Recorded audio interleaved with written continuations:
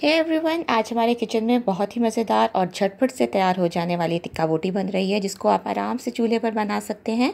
तो इसकी रेसिपी को हम शुरू करते हैं। आधा किलो बगैर हड्डी के आपने बड़ा गोश्त ले लेना है और आपने एक एक खाने का चम्मच अदरक लहसुन का पेस्ट ले लेना है। 2 आपने प्याज ले लेनी है, इसको बारीक काट लेना है और 4 हरी मिर्ची को भी क्रश कर लेना है। अब दही में आपने पैकेट वाला एक पूरा मसाले का पैकेट जो है वो उसमें शामिल कर देना है। दही मैंने 1 पाव लिया है, इसको पहले अच्छी तरह से फेंट लिया है। अब इसमें ये देखिए सारे मसाले हम इसमें शामिल कर देंगे।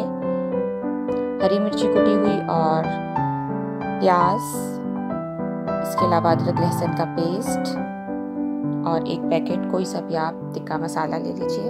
अब जो पहले से छोटी बोटी की हुई थी बड़े गोश्त की, बीफ की या गाय के गोश्त की, वो आपने इसमें शामिल कर देनी है। इसको फिर अच्छी तरह से मिक्स करके आपने 2 से 3 घंटे के लिए फ्रिज में रख देना है। इसको ढक दीजिए और इसको फ्रिज में रख दीजिए 2 घंटे के लिए। अब हम बीफ बोटी को स्टिक्स पर चढ़ाकर फ्राई कर लेंगे। आप इसके बगैर भी अच्छे से इसको फ्राई कर सकते हैं।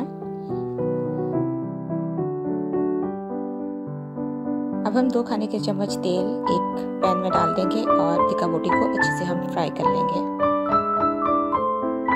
आप चाहें तो आप घर के मसाले भी इस्तेमाल कर सकते हैं और अगर आपके पास बीफ नहीं है या आपको पसंद नहीं है तो आप चिकन भी ले सकते हैं इसी रेसिपी को फॉलो करते हुए।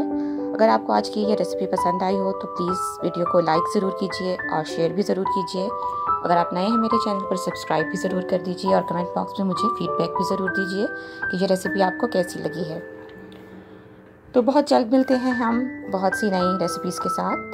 तो आप ऐसे ही मेरी वीडियोस को लाइक करते रहिए, देखते रहिए। Thank you.